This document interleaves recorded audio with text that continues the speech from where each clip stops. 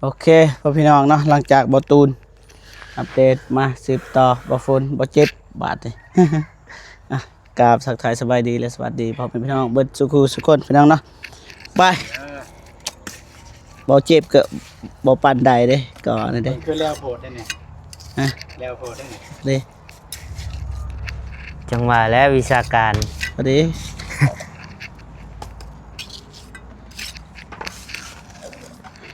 จากมือเริ่มดำเนินนี่บ่ เมื่อวานนี่ โอ้ โอ้ไปเหยียบนี่บ่ได้เด้อ อยู่ทางในที่ เด้อ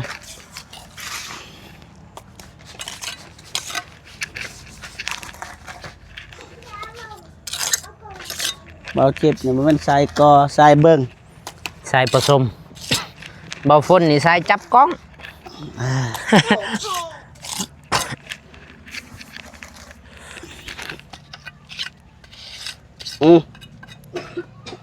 จะจะหนักทั้งหนักนะเล่นเรียกก็หาอาบน้ำใส่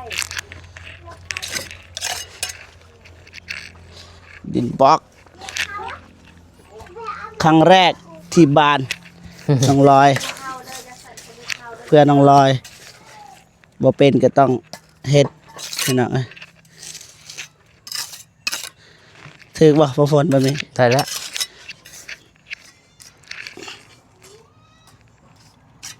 อ้อตกก่อนนะ ไฮไลท์เลยจน บ่มีเพียกบ่ เปียก ใส่เป็นธนาคาร เฮ้ย ตาเอาเลย ยูหันเสือก ยียุคันเห็ดนี่นะ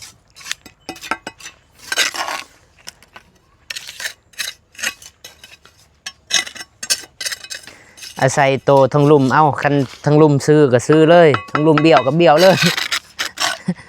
งานเราแกะไปนำเด้อ เออ ตุนตัวบริซื้อได้หัน แม่นบ่ นำเด้อ ต่อ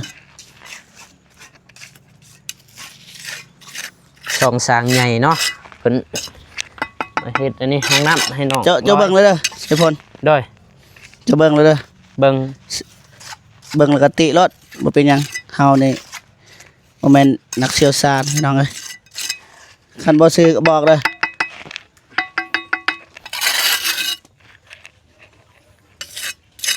น่าจะได้แล้ว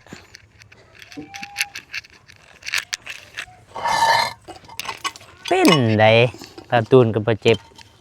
แม่น คื บ่ อบ่ฝนว่าบ่เป็นคือบ่เป็นว่าไดบ่ฮู้บ่ทันได้ลองนะบ่เคยก่อเถื่อ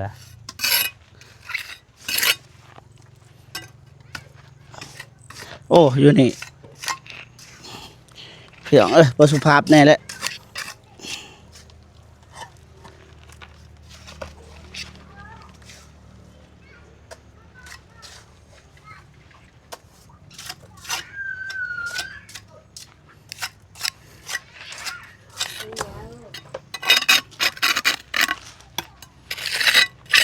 ซื้อบ่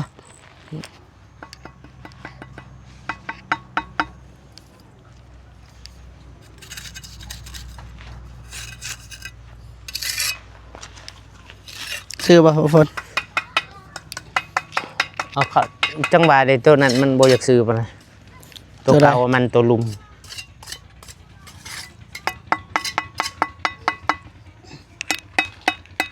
ได้แล้วใส่เบิ่งบ่เจ็บน่าจะได้อยู่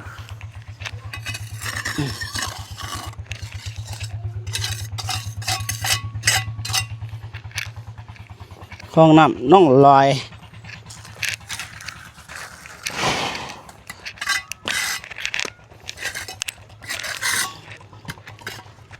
บ่มิกบ่ทรายได้ไหมบ่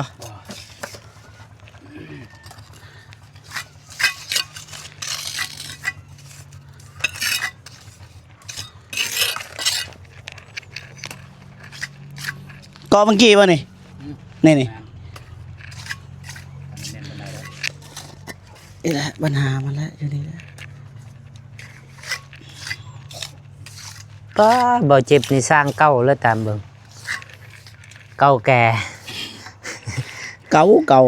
ตลกเนาะพี่น้องพอได้ยิ้มได้หัวน้ำกัน จังบ่เมื่อย กินบนโซ่กิน บ่เศร้าเนาะ แม่นบ่มีไฟอันนี้นะอยู่นี่นะแต่ตั้งใจอยากซอย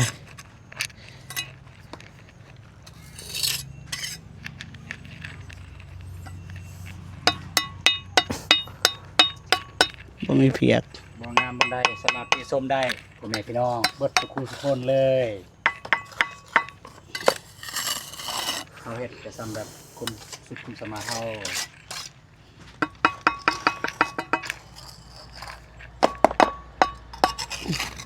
โอเคบ่ฝนเบิ่งหน่อย โอเคแล้วตามเก่า เดี๋ยวนะดูสับเจ้าบ่ฝน ยาวตามเก่าหลายเที่ยวตามเก่ามันก็กดมันก็โค้งมันนี่ เพราะมันสิตกมันบ่ซื้อตามอัน แกะเลยเด้อแกะเลยเด้อ ต่อย ตัวเก่ามันจะบ่ได้ดีเด้อ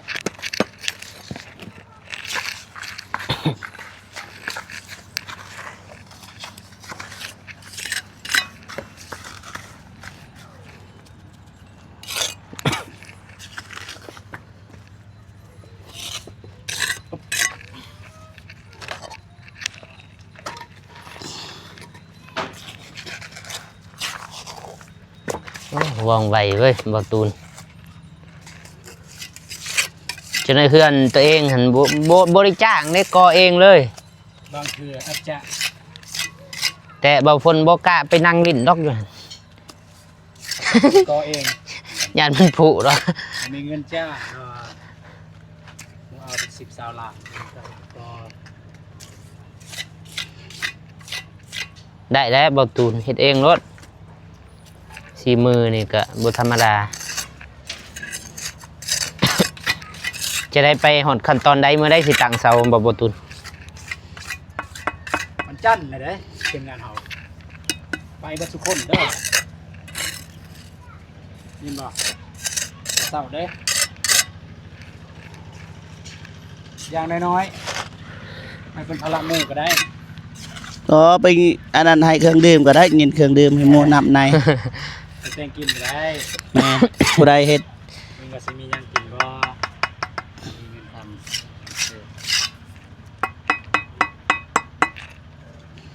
ขอบใจไว้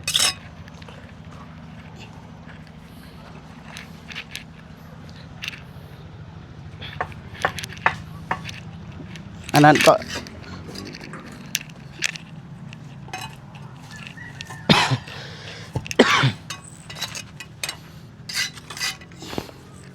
ตัวนี้บ่แม่นบ่ประตูน ด้วยได้ก็ได้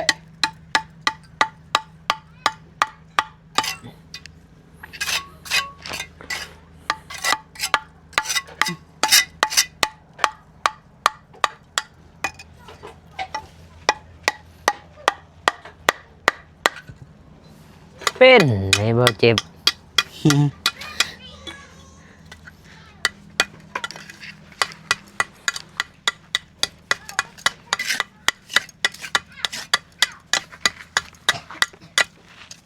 บ่เจ็บบ่เป็นไผเอกสิเป็น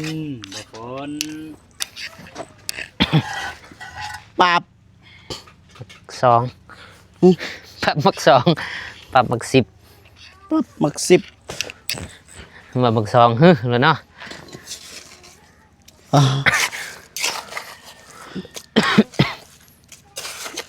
เริ่ม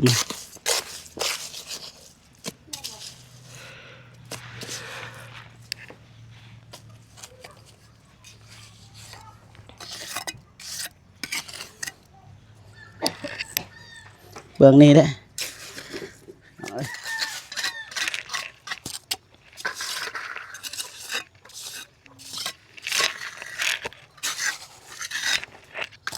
ตามสบายเด้อบ่ฝน ด้วยเด้อ เฮ็ดคือสองตัวเองเลย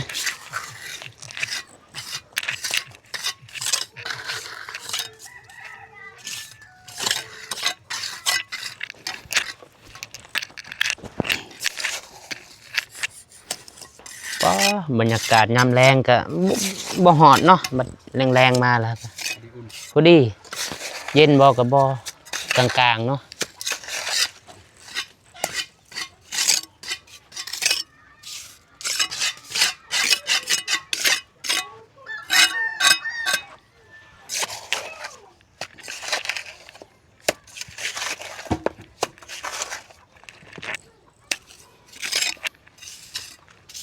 ก็โทษลาดก่อนเนาะ สุด ยาง สูตรเบาเจ็บ ยาง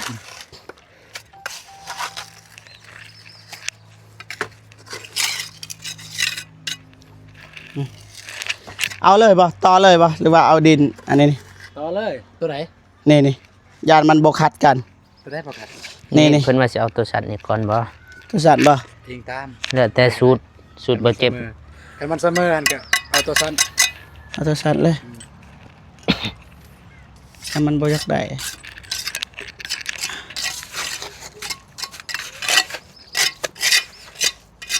พดได้ไปเนาะนี่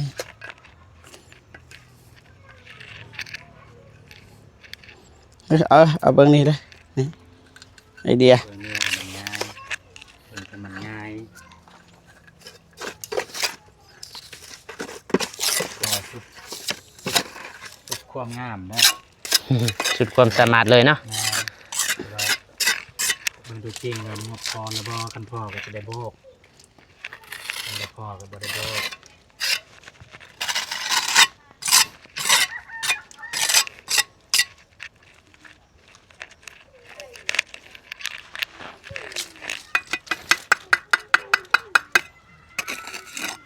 มันได้มาไว้นะมือเดียวแล้วก่อน อืม แล้วมือเดียว จักสั้นสิเฮ็ดอันนี้ ฮะ ดินบล็อกอันนี้สิต่อพุ่นจักสั้น เบิ่งก่อน ทั้งล่างนี่1.8 เมตร อืม ทางหน้าใน2 เมตร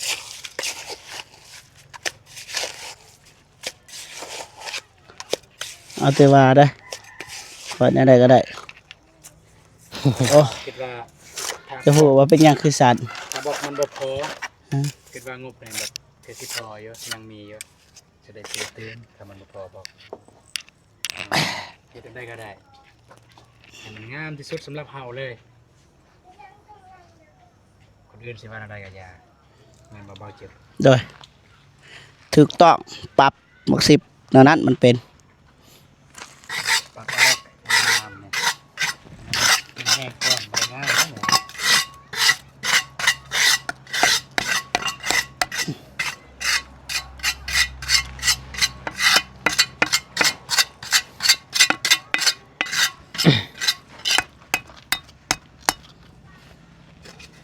บ่ฝนเบิ่งเด้อ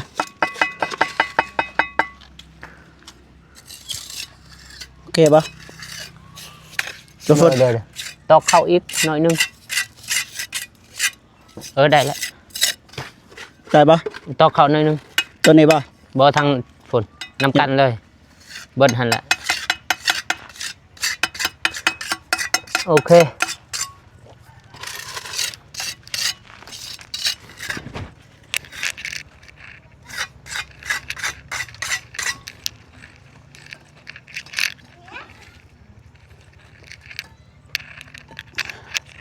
โหว่าเป็นหยังคือสัตว์ มันเล่นไว้แล้วเนี่ยปูนี่แหละ แหมคุณแดงนะ มันเล่นไว้แล้ว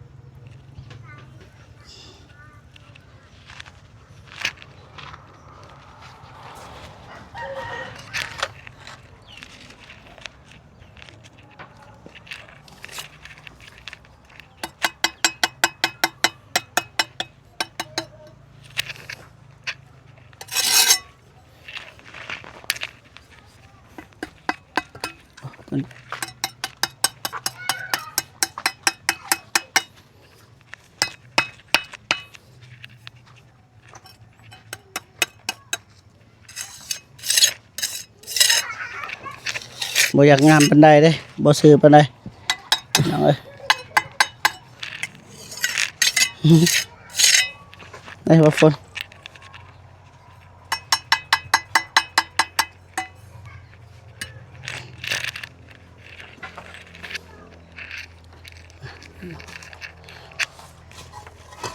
อืม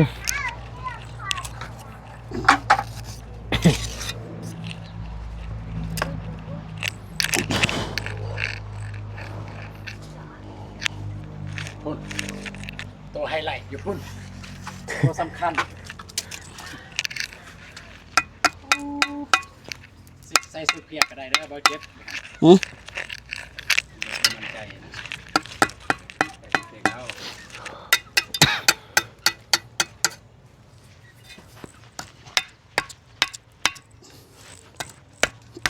แน่นแน่น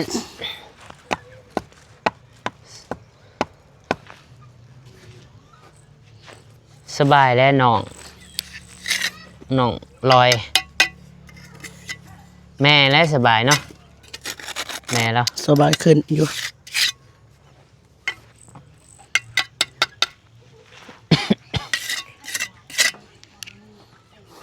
พูนบ้านเบาฝุ่นเนาะพี่น้องพูนแหละขามภูอันนี้ไป พูนแหละ สำเนี ค ยง นละฝากกู ใช่มาดิปะ มานี่แม่นอายุ ก้อนหนึงทางนี้ก็ได้ บ่อยู่นี่ อยู่นี่ปะ แม่นประตูอยู่นี่ก็ได้ เอาเบิ่ง ถึกแล้วตรงนี้เราตัดก็ได้เจ็บ อืม ใส่เลยแป๊บอันนี้ได้แล้วแป๊บอย่างสิแป๊บ เอาอยู่ สีเลยแล้วก็ใส่อีกก้อนหนึ่งทับนี่ทับหมอนี่ได้ เด้อ ก็จึงใส่หมอนี่ไปพ่นมันจึงแน่น ตัวนี้มันเหลือแต่น้อยเดียว ตัดจะได้คันบ่งามมันลายเดียวตัดลายเดียว เบิดบ่ปูนเบิดได้ปะ เอ้ยน้องส้ม กำลังสมมา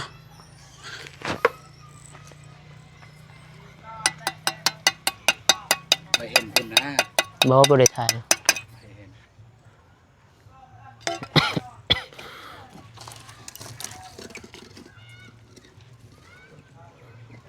ตามหาเด้อ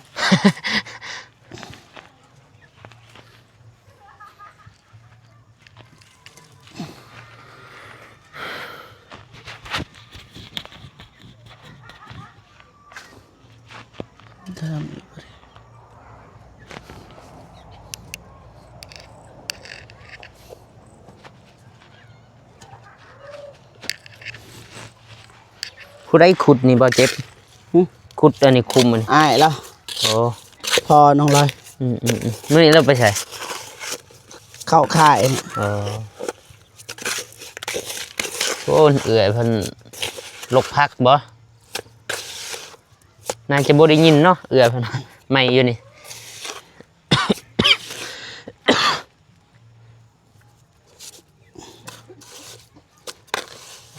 พูดบาทเนาะเบาฝนพุ่นลังผู้ลวงพุ่นละคนละฝากฟัง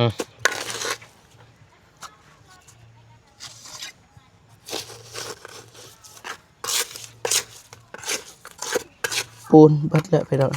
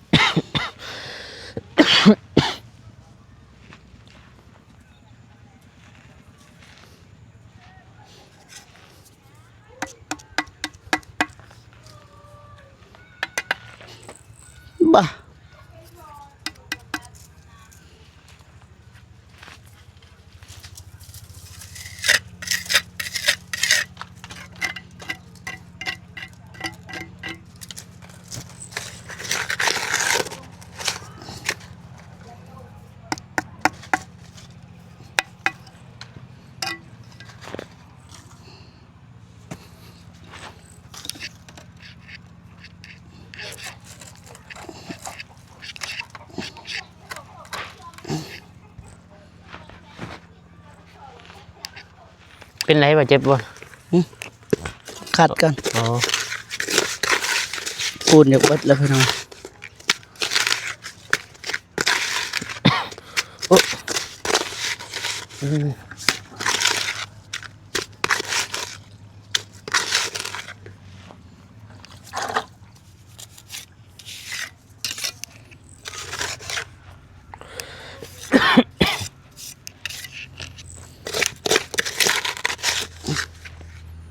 เบิดเด้อปูนเด้อ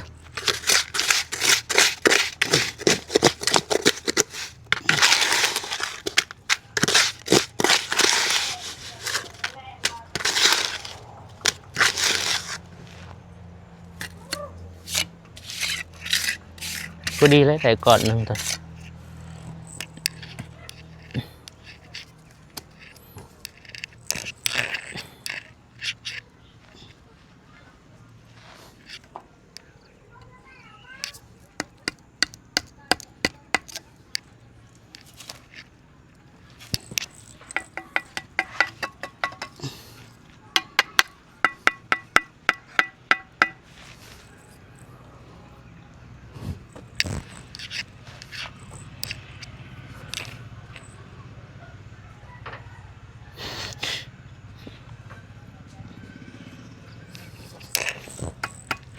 เล็งแม่นๆเด้อหมอ เล็งแม่นๆเด้อหมอสาลีเด้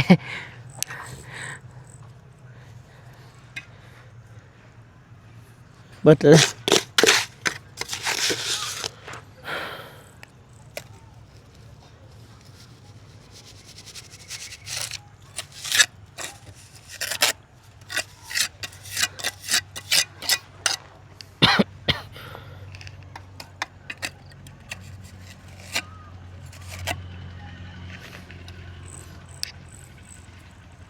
นี่อะไรบ่ฝนเบิ่งบ้างทางนี้นี่ทางนี้ตัวนี้นี่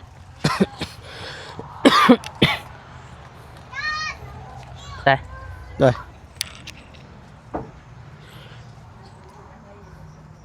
ได้อีกทีตาบดีคือกัน ตาบดียังบ่พอบ่มีสีมืออีกเบาฝนก็ได้ พอแล้วนี่ทางในเชษอันนั้นเลย มีแต่เฮ็ดบอนนี้เอามัน ผสมปูนก็ยังตัวนี้นี่ตัดออกก่อนจะได้ปูนนี่คือกันไว้ก่อน ทิ่มเลยแต่มันแข็งติบ่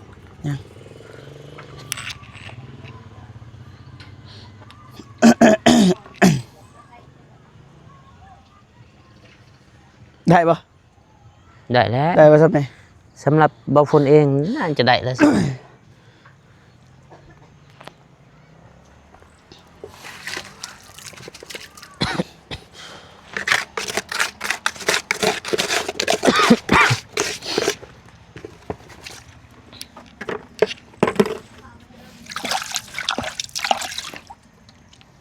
ดื่มน้ำก็ได้เอาฝน เช้าปลายเลย สัก8 นาทีได้ปะ ได้จะสิถ่ายปะโอเคถ่ายก็สิจบ